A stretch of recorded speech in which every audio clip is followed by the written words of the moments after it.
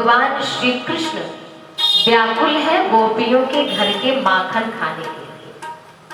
अपने घर में 9 लाख गायें हैं, लेकिन फिर भी वो गोपियों के घर में क्यों माखन चुराने जाते हैं पता है? क्योंकि कृष्ण केवल नंद यशोदा के नहीं है, ये गोपियां अनंत कोटि जन्मों की महात्मा है। और ये सब नारी रूप धारण करके आई अनंत जन्मों के महात्मा, कि हमें कृष्ण मिले। तो तपस्या किया तो भगवान ने, जब राम जी पद यात्रा जंगल जा रहे थे वनवास के समय, 14 वर्ष का वनवास, जब माता कैकेयी ने महाराज दशरथ से मांगा था कि हमारे पुत्र को राज्य, और कौशल्या के पुत्र राम को 14 वर्ष का तापस वेश विशेष उदासी, 14 वर्ष राम वनवासी, 14 वर्ष का वनवास मांगा था। तो जब राम जी जा रहे थे ना, तो चित्रकूट आदि में जो ऋषि महात्मा तपस्या कर रहे थे, तो वो सोचते कि हम भी अगर पत्थर ही होते तो जैसे अहिल्या तर गई है ना, वैसे हम भी तर जाते। इतना प्रेम भाव बढ़ता जब भगवान राम जनकपुर की नगरी में गए थे, और सारी वहां की जनकपुर की नारियां जब राम जी नगर दर्शन के लिए गए थे राम कथा में, तो अटारी पर चढ़ गई थी सारी जनकपुर की नारियां, और उनके मन में अभिलाषा जग गई कि ये हमारे होते, हमारे पति होते, हमसे मिलते तो अपने मन में जुगती भवन झरोखन लागी, निरखई राम रूप अनुरागी। जब वो युवतियां भगवान को अनुराग प्रेम रूप में देखने लगी, तो राम जी ने मन ही मन कह दिया था उन जनकपुर की नारियों से कि देवियों, अभी तो मर्यादा पुरुषोत्तम बनकर आया हूँ, और फिर द्वापर में मैं लीला पुरुषोत्तम बनकर आऊंगा, तो तुम सबको मैं स्वीकार करूंगा और वही आनंद प्रदान करूंगा। तो आज वही गोपियां जो है भगवान से लीला कर रही हैं, इसीलिए भगवान उनके घर का माखन, संत हृदय नवनीत समाना। ये सब संत है, उनका हृदय ही मक्खन है, और भगवान तो अपने भक्तों के हृदय की चोरी कर लेते हैं, और स्वयं हृदय रह ही नहीं जाता, भगवान ही विराजमान रहते हैं। तो आज जब भगवान, कोई गोपी के घर गाय ने बहुत जगह जगह गोबर किया है, तो कन्हैया जब उठते तो सीधे गोपी के घर पहुंच जाते। मैया यशोदा उठती, भगवान नारायण की पूजा करती कि अभी लाला उठेंगे तो उनके लिए दूध निकालती, दही निकालती, मक्खन रखती कि लाला खाएंगे। लेकिन जब उनके पलंग पर अपने देखने जाती मैया, तो पता चलता कि कन्हैया कृष्ण है ही नहीं, कृष्ण कहाँ चले गए। तो एक गोपी से कह रहे, गोपी मोको भूख लगी है। छोटे से कन्हैया अपने कमर पे हाथ धर रहे थे, मोको भूख लगी है, माखन दोगी क्या? तुम्हारे यहाँ माखन निकल गया? बासी माखन है, तुम सवेरे सवेरे, अंदर से तो मन है कि हमारे घर का खाएं, लेकिन ऊपर से कहते हैं सवेरे सवेरे मांगने आ जाते हो, काम धाम तो कुछ करते नहीं हो तुम, कुछ हमारा काम करो तब हम तुम्हें माखन खिला देंगे। क्या करें? कहा जगह जगह जो गाय ने गोबर किया ना, इसको इकट्ठा करके एक जगह रख दो, लेकिन जितनी जगह का गोबर उठाऊंगा ना, उतने गोले माखन के खाऊंगा भर पेट। हाँ खा लेना।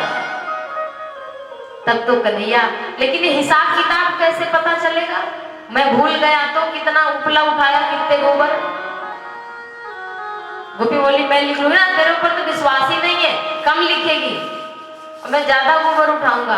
तो कन्हैया जिस उपले से गौ माता का उपला गोबर जो निकला है ताजा उठाते हैं, तो बस ऐसे लगा के अपने मुंह पे बिंदी लगा लेते हैं, फिर जो उठाते हैं बिंदी। आज गाय के गोबर, गौ माता गाय के चरणों की धूल को गोविंद ग्रहण करते हैं, उनके गोबर में गाय के साक्षात लक्ष्मी विराजमान है। जब सारे देवता 33 कोटि देवता गौ माता के शरीर में विराजमान हो रहे थे, तो लक्ष्मी को अभिमान हो गया था कि मैं ना जाऊंगी गोबर कहीं इनके शरीर में।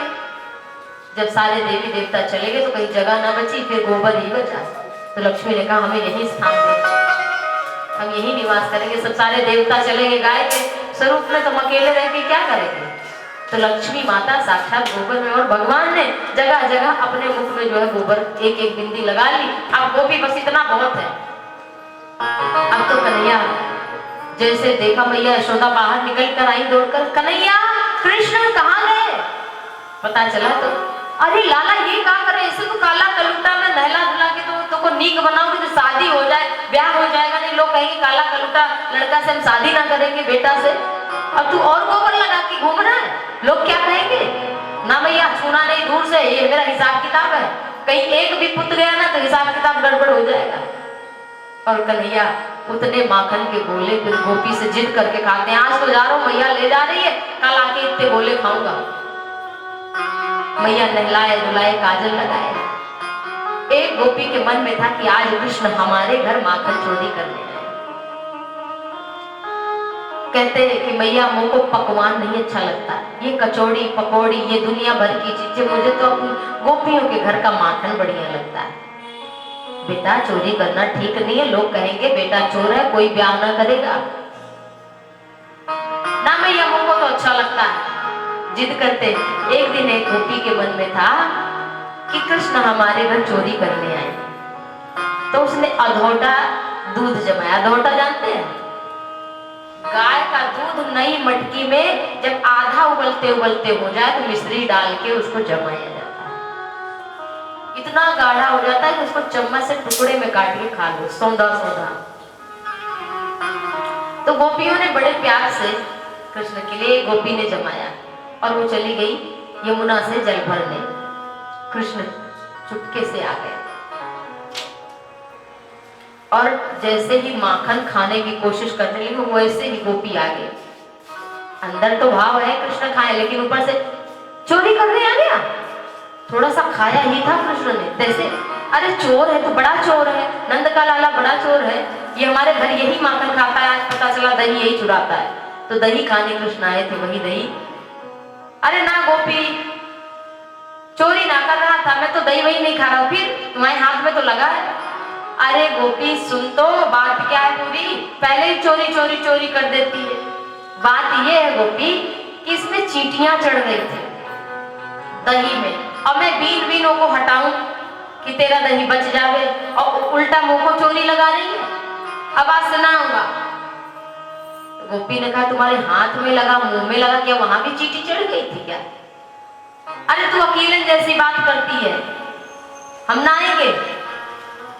बोले ना ना ऐसी बात नहीं है, खा ले आज, लेकिन आज से चोरी मत करना तू। एक गोपी तो बोली कि कृष्ण से कि हमारे घर तू चोरी कर लेगा तो जान लेंगे कि तू चोर है बड़ा माखन खाने वाला। कृष्ण ने कहा वो कर ही लेंगे। अब गोपी क्या करी कि दही वही सब जमा के माखन ऊपर टांग दिया, रस्सी में बांधकर। पहले लोग वही टांगते थे ऊपर, रस्सी में बना के उसमें टांग दिया मटकी में। अब बाहर बैठ गई गोपी कि आज आवेंगे तो इनको पकड़ लूंगी। नंदरानी कहती हमारा बेटा चोर है नहीं, और आज इसको रंगे हाथे पकड़ के यशोदा के सामने ले जाऊंगी। अब पीछे से कृष्ण जाने कहां से खिड़की से कैसे करके ग्वाल बालों के सहित आ गए। अब कैसे बड़े ऊंचाई पर बांध दिया, और वो भी सोच रही है गोपी ने एक जुगाड़ कर दिया, मटकी में घंटी बांध दी कि अगर छुएंगे भी नीचे से कैसे भी डंडे से गिराएंगे तो हमें घंटी बजेगी, पता चलेगी, और हम तुरंत जाएंगे, पकड़ लेंगे, मारेंगे और ले जाएंगे। अब गोपी थोड़ी इस भाव से कि नहीं कृष्ण के साथ जितना समय बीत पाए, लड़ाई से झगड़ा से प्रेम से कैसे भी, अब गोपी के मन में कि घंटी छुएंगे तो पता चल जाएगा। गोपी बाहर बैठी डंडा लेके। कृष्ण आए। अब एक मोटा तगड़ा ग्वाल बाल था, उसको सबसे नीचे बैठाया। भगवान कृष्ण भी 3.5 बरस के, और ऐसी बुद्धि उनकी, एक मोटे को नीचे बैठाया, उससे मोटे को छोटे को ऊपर, उसके फिर उससे छोटा ऐसे सबसे ऊपर अपना चले गए। और सबसे ऊपर अपना गए, जब देखा तो घंटी। अब कृष्ण सोचे कि छुएंगे तो टन से तो जरूर बजेगी, घंटी है क्या करें। तो वो सोचने लगे कि हम तो भगवान है, भगवान तो भगवान ही है। बोले कि आज अपने ब्रह्मत्व का प्रभाव उस घंटी पर, जो चेतन को जड़ करे जड़े करे चैतन्य, असमर्थ रघुनायक भजे जीवते धन्य। भगवान ये अभी जड़ को चैतन्य, चैतन्य को जड़ कर सकते हैं। तो आज घंटी जो बजाई जाती है, जानते हैं क्यों बजाई जाती है? घंटी क्यों बजती है? घंटी में गरुड़ बने होते हैं ऊपर। तो गरुड़ जो है, ऐसी भावना होती है कि गरुड़ वेद मंत्र का उच्चारण करेंगे तब भगवान का भोग लगेगा।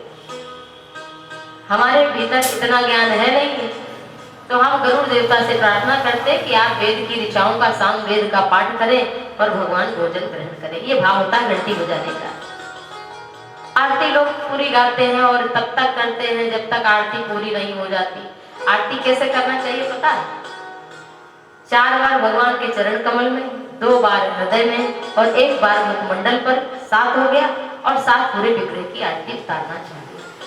फिर आप खड़े होकर लेकर गाते रहो, लेकिन आरती इतनी ही बार करनी चाहिए, 14 बार। 4 चरण की, 2 हृदय की, 1 मुख की, 7 पूरे विग्रह की। इस तरह से 14 बार आरती करिए। नहीं कि 2 बार घुमा लो, 4 बार है 50 बार, ऐसा नहीं। अगर विधि विधान से तो उसमें इस तरह से।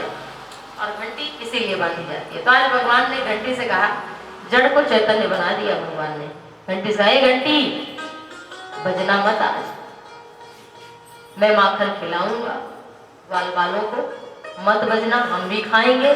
और सबका ये बानर भालू सब, हम राम रूप में थे तो सब बेचारे बानर भी आ गए, खिड़की से लगे पड़े, सब मांग रहे हैं बानर कि हमको भी खिलाओ, हमको भी खिलाओ। राम रूप में सब बेचारे देवता स्वरूप बानर भालू, वो सब जंगल में भगवान के साथ उनकी सेना बन करके गए थे और लंका पर चढ़ाई की थी। अंगद इत्यादि भी थे उसमें, बड़े बड़े बानर, द्विविध महेंद्र इत्यादि थे। तो सब आज वो बानर रूप में ब्रजमंडल में द्वापर में आए। भगवान ने कहा था राम रूप में कि आज तुम हमारे लिए जंगल में रहकर कंद मूल फल खा रहे हो, भूखे भी रह रहे हो, और द्वापर युग आएगा तो तुम्हें माखन रोटी नहीं, केवल माखन ही खिलाकर तुम्हारा पेट भरूंगा। तो आज वही सब बानर मानो आए हैं और भगवान खिलाने के लिए तैयार हैं। तो घंटी को आदेश दिया कि बजना मत, मैं खाऊंगा, ग्वाल बालों को, बानरों को, सबको खिलाऊंगा। घंटी ने कह दिया, हाँ ठीक है, खाओ खिलाओ, नहीं बचेगी। अब भगवान ने जैसे मटकी छुआ तो घंटी ना बजी, भगवान ने निकाला, घंटी ना बजी, बानरों को दिया, घंटी ना बजी, ग्वाल बालों को खिलाया, सबको भरपेट खिलाया, घंटी ना बजी। भगवान ने सोचा सब तो खा चुके, थोड़ा हम भी खा ले। भगवान ने जैसे ही अपने मुंह में लगाया, घंटी टन टन टन टन टन टन बज गई। अब गोपी आई गई। गोपी ने देखा एक नहीं है तो पूरी मंडली लेकर के चोरी करने आए हमारे घर में। उसके तो दांतों तले जीभ, हाय राम, ये ऐसे चोर कि एक नहीं 50 आए हैं हमारे घर में और 3.5 बरस को, इसकी बुद्धि इतनी कहां से आई? गोपी छड़ी लेकर के खड़ी, उतर उतर बताती, उतर। सारे ग्वाल बाल बानर सब बाहर गए, कृष्ण छोटे से 3.5 बरस के अकेले रह गए, सब चले गए, कृष्ण अकेले बचे, बलराम चले गए, सारे ग्वाल बाल सब चले गए। अब घंटी की तरफ देखकर बोले, हमने कहा था ना, मन ही मन बोले घंटी, सबने कहा था मत बजना, तू बज गई। घंटी बोले कि हमारा स्वभाव था। आदमी का स्वभाव है भैया, उनका स्वभाव ऐसा है। कभी कभी क्या होता है ना कि हम जब किसी के स्वभाव को नहीं जानते तो ज्यादा गुस्सा होते हैं, लेकिन जब पता चल जाता है इनका स्वभाव ही ऐसा, तो ठीक है, इनका स्वभाव है भाई ऐसा, ऐसे ही है। तो घंटी ने कहा कि हमारा स्वभाव जन्म जन्मांतर से बजते आ रहे हैं, आप जब खाते हैं तो हम बजते हैं, और वही हम भूल गए कि आपने कहा है, उससे हम बज गए, हमारे स्वभाव की गलती, प्रभु को क्षमा करो। भगवान बोले चलो तुम्हें तो देख ही लूंगा। अब गोपी पकड़ कर ले जा रही है। कृष्ण सोच रहे हमारी मैया सारे समाज के सामने उसकी बेइज्जती हो जाएगी, सब कहेंगे कि यशोदा का लाला चोर है, मैया मुझको बहुत मारेगी, इसलिए कृष्ण डर गए। तो गोपी से बोले, ससुर जी आ रहे, जब घूंघट तो कर ले, इतनी बेहया मत हो जा, अरे थोड़ा थोड़ा तो शर्म कर। अरे वो उनके सामने पूरा गांव घूंघट करता है और एक तू है मुंह खोले चली जा रही है। नई नवेली गोपी थी, उसका भी 3-4 बरस का लाला था और उसको भी साथ में पकड़ लिया। ऐसा कहकर के लेकर के चलने लगी यशोदा की तरफ, वो गोपी लेकर जाने लगी। अब कन्हैया ने कहा, देखो गोपी, हमारा हाथ थोड़ा दर्द हो रहा है, दूसरा वाला पकड़ लो। अब इतने में कहकर के कन्हैया ने उन्हीं के लाला का हाथ पकड़ा दिया। अब तो वो कहती जा रही, यार बताऊंगी यशोदा को, देखो कैसे पकड़ के ले आई हूँ। और कन्हैया अपने घर में पीछे के दरवाजे से चले गए, नहा धो के भगवान के सामने बैठकर पूजा की। मैया लाओ कुछ भोग लगाओ, अब बहुत हो गया माँ, भूख लगी है। यशोदा से बोले, यशोदा मैया सोचिए, देखो हमारा बेटा कितना अच्छा हो गया, सवेरे नहा भी लेता, पूजा भी कर लेता है, कितना छोटा सा 3.5 बरस का बालक, कितना समझदार। अरे मैं तो धन्य हूँ, मेरा लाल बहुत अच्छा है। बड़ी खुश हो रही है। अब यशोदा मैया भी सुबह पूजा पर बैठी थी। गोपी आई, अरे यशोदा यशोदा, देखो तुम्हारा लाला कितनी चोरी करता। अरे निकल के देखो तो, बड़ा कहती थी ना कि तुम्हारा बेटा चोरी नहीं करता, आज रंगों हाथे पकड़ा गया है। मैया यशोदा बोली, आ रही हूँ आ रही हूँ। जब देखा तो 4 गोपी लेकर साथ में और आई। बेइज्जती की यशोदा को पता चले। कहा खड़ी हो? अरे तेरे लाला ने चोरी की है, ये देख। जैसे कहा ये देख, देखती रह गई अपने बेटे का मुंह। हे भगवान, ऐसा तो दंडी बालक हमने देखा नहीं, और हम तो कृष्ण को पकड़ के ले आए थे, सपने में तो ऐसा नहीं हुआ। हम तो लेके आए थे कृष्ण को, और हमारा ही बेटा कैसे आ गया? अब गोपी के दांतों तले जीभ, वो बोली, गलती हो गई यशोदा। अरे तुम सब हमारे लाला को चोरी लगाती हो। कन्हैया बोले कि देखा मैया, अब मैया के आंचल में आके छुपे जा रहे हैं कृष्ण। तो वो भी कह रही है, मन ही मन देख लूंगी तुम्हें। कृष्ण भी कह रहे हैं, देखा कैसे तुम कह रही थी ना चोरी ना कर पाओ, चोरी कर लिया तुम्हारे घर। कृष्ण आंचल में भी यशोदा के छुपे जा रहे हैं, और गोपी से मन ही मन बोलते जा रहे हैं कि तुम्हारे घर चोरी कर ली। वो तो अपने मन में बड़ी आनंदित है कि हमारे घर का खा के गए हैं, लेकिन ऊपर से क्रोध कर रही है। आज थोड़ा समय बीता तो एक गोपी के यहाँ सत्यनारायण की कथा थी। भागवत में कथा आती है कि भगवान बाल लीला कर रहे हैं, तो एक गोपी ने सत्यनारायण की कथा करवाई। तो कृष्ण पहुंचे सवेरे सवेरे, बिना नहाए धोए, आंख मींच मांझ कर, मैया रात में काजल लगा देती, तो मीन मांझ में जगन्नाथ जैसी आंख बनी है, बिना नहाए धोए कृष्ण छोटे से बालक। 3.5 बरस के कन्हैया पहुंच गए। बोले, गोपी हाँ बताओ, सवेरे सवेरे आ गए, नहाए धोए हो, सत्यनारायण की कथा, छूना मत कुछ सामान। सत्यनारायण तो मैं ही हूँ, भगवान बोले। अरे मुंह धोना आता नहीं, सत्यनारायण बने हैं, चले हैं। दूर दूर दूर मैया से जाके कहना कि मेरे यहाँ कथा है सत्यनारायण की, आ जाना। तू भी नहा धो के आना, ऐसा मत आना। कन्हैया बोले कि हम भगवान है, हम ही तो सत्यनारायण है। अब गोपी बोले, तो सत्यनारायण मुंह धोवे आवे नहीं, खाना खावे आवे नहीं, भोजन करना आवे नहीं, नहाना आता नहीं है, चले भगवान बनने। जब भक्त तो भगवान श्री कृष्ण थोड़ा बाल लीला कर रहे हैं।